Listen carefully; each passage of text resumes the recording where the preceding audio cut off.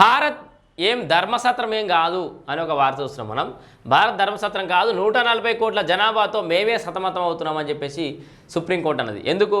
ఒక శ్రీలంకకు సంబంధించిన ఒక పౌరుడు ఇక్కడ భారతదేశంలో స్థిరపడడానికి అవకాశం కల్పించాలి అని అడిగితే మేమేం అదేది ధర్మసత్రం కాదు మాదేం, మేమే 140 కోట్ల జనాభాతో మేమే కింద మీద అవుతున్నాం, ఇట్లా అందరికీ అవకాశం వేసుకుంటూ పోమని చెప్పి సుప్రీంకోర్టు అన్నదట. ఆ కేసు ఏదో చూద్దాం. విదేశాల నుంచి వచ్చిన వారికి ఆశ్రయం ఇవ్వడం కుదరదు, ఈ దేశంలో స్థిరపడేందుకు మీకు ఏం హక్కు ఉందని సుప్రీంకోర్టు అంటుంది. ఇండియాలో ఆశ్రయం కల్పించాలన్న శ్రీలంక పౌరుడి పిటిషన్ తిరస్కరణ. భారత్లో ఆశ్రయం కల్పించాలని కోరుతూ శ్రీలంక పౌరుడు దాఖలు చేసిన పిటిషన్పై సుప్రీంకోర్టు కీలక వ్యాఖ్యలు చేసింది. ప్రపంచం నలుమూలల నుంచి వచ్చే శరణార్థులకు ఆశ్రయం కల్పించడానికి భారత్ ధర్మశాల కాదని స్పష్టం చేసింది. విదేశాల నుంచి వచ్చిన వారికి దేశంలో ఆశ్రయం ఇవ్వడం కుదరదని తేల్చి చెప్పింది. అన్ని ప్రాంతాల నుంచి వచ్చే విదేశీయులకు ఆశ్రయం కల్పించడానికే ఇండియా ఉన్నది అని justice Dipankar Datta, justice K Vinod చంద్రాలతో కూడిన ధర్మాసనం ఆగ్రహం